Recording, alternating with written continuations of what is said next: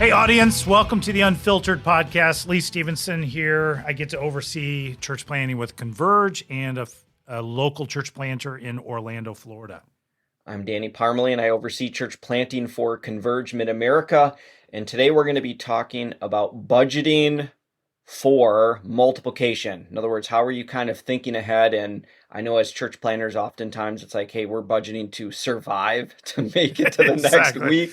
Yeah, I just hope I have a budget, right? Yeah. Is there a budget type of thing? And I would even say that I struggled quite a bit, maybe with putting some very practical things. And so that's why I get to kind of ask a lot of the questions here today. Lee, to you, I would love to know just a little of your story of practically kind of how you did that, maybe some larger framework for planters to think about starting from the very beginning. How do you intentionally budget for multiplication?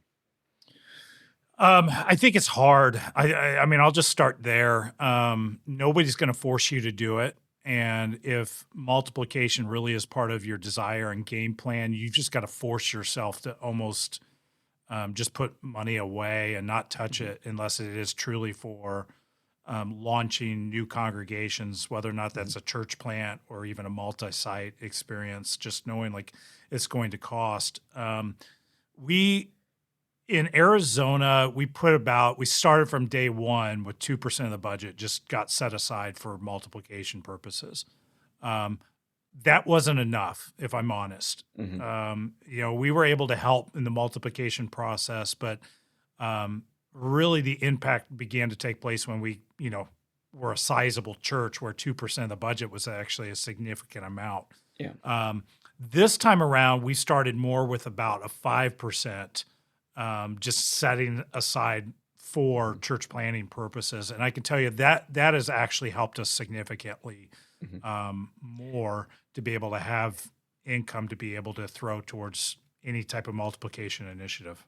Can I ask a practical question? So when you say set it aside, what do you mean? Would you put it in, is it just a budget category that, on paper you'd see it kind of set aside, or did you put it in, okay, hey, it's at the same bank, but it's in its own separate account, or literally like, hey, no, this is in something that's difficult to touch? So I think of like the Dave Ramsey where it's like, okay, put your credit cards in a freezer, well, actually he would say cut them up, but some people would say, okay, another option would be, put them in water, put them in the freezer. So it's like, you could still use it if you really, really, really had to, but it's going to be a mess and you're going to feel really weird, chopping up that, Yeah, for us, it was just an accounting thing where, it was all still part of the same pot, where the savings and missions and all that kind of stuff were set aside.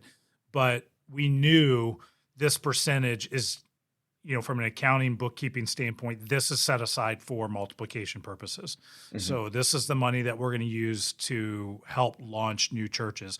My goal is to actually grow that to 10%. Okay. And so but we just knew like, we've got to get healthy. We've got to get to a place where we're managing and we're moving forward and we've got finances to be able to just manage this before we can launch out at that level. And so we started with 5%. My guess is by year 5, we'll probably be close to the 10% mark going towards church planting. We're at three years old at this point. And how do you determine what qualifies for that? And how is it separate than your missions giving? So in other words, if you're setting aside money for both of those, and then all of a sudden there's a church planner that happens to be in the area and like, hey, I need a little bit of support. I mean, is that coming out of your multiplication budget? Is it coming out of your missions budget? Who determines that? Or if it's like, well, all of a sudden you're 5 or 6 years in, you got $100,000 sitting in the bank for this multiplication, but you haven't. Yeah. So speak to that a little bit. Yeah. Well, we haven't gotten to that point where we have 100,000 sitting in the bank. So that'd be fantastic. Some of it is, if let's say a church planter that's not specifically connected to my church. So it's not somebody we recruited or somebody we raised up from within. And we feel like, hey, this is something that we should get behind and support. That money will come out of our missions, kind of our global missions, local missions opportunities. Okay.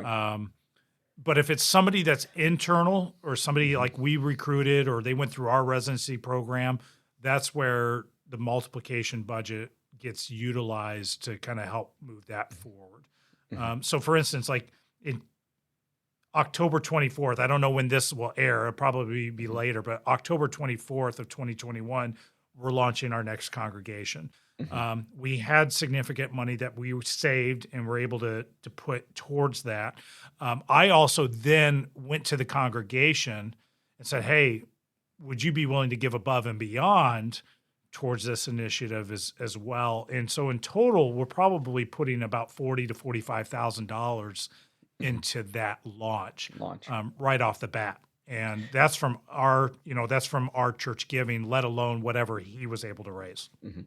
That's great. And actually, you teed me up for the perfect question I was going to ask before you even said it. But how much does the congregation know? Like, hey, when you give, it's beyond just the light. We also give to missions, and we also have this type of we're setting aside money for we're setting aside this Multiplication. money, yeah, for multiplication. I remind them big time, like super clear every year, and then I drop it into conversations throughout the year. And so I do a state of the church address every Hmm. January, and I just Yep. kind of go through, hey, this is all that accomplished last year from a mission standpoint. From a outreach standpoint, we talk about even the finances. I talk about how many people were bought into the mission because of their giving, not just those serving with time.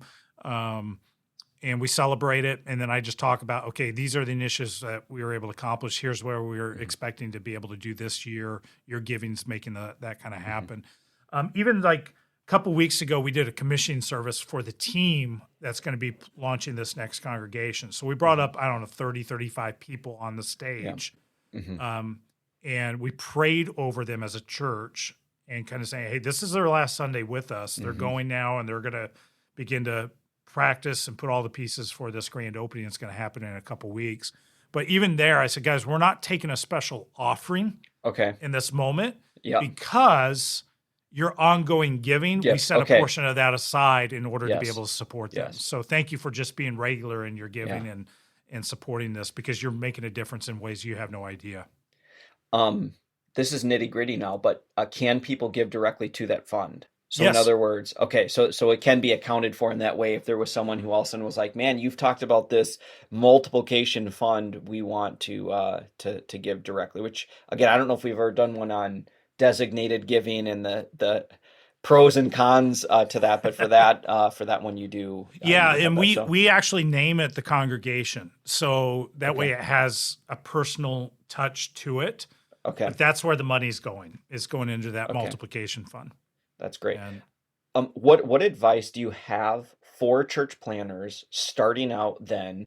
And especially they might even have advisory team members, they might have board members that are like, we can't afford this right now.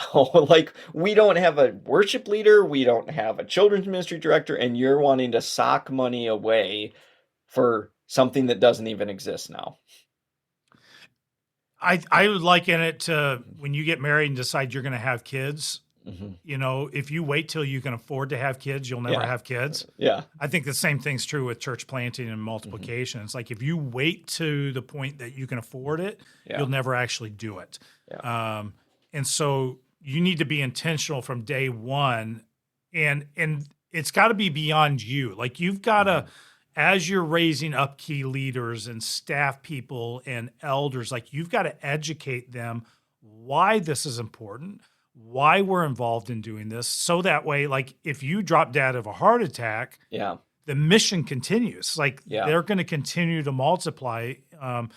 Versus all of a sudden it's like, we're not going to give to church planting. That was his thing, Right. To me, that shows a lack of overall leadership. If that's becomes the framework, if you're not there. Yeah.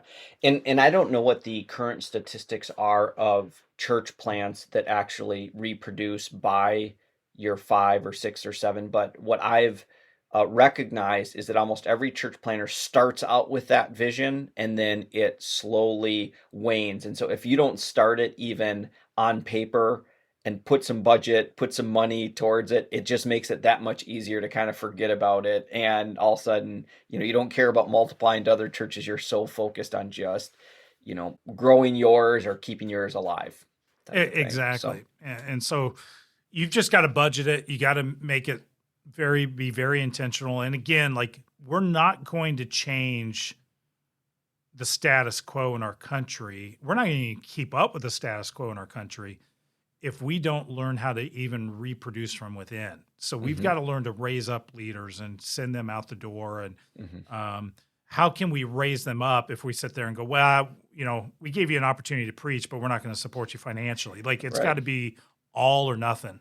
Yeah. And so I just want to challenge our church planters, like, don't just plant one church, plant multiple churches and just see what God could do in that. But I do know statistically churches that do multiply seem to have a greater impact in their own local context faster than they would if they didn't.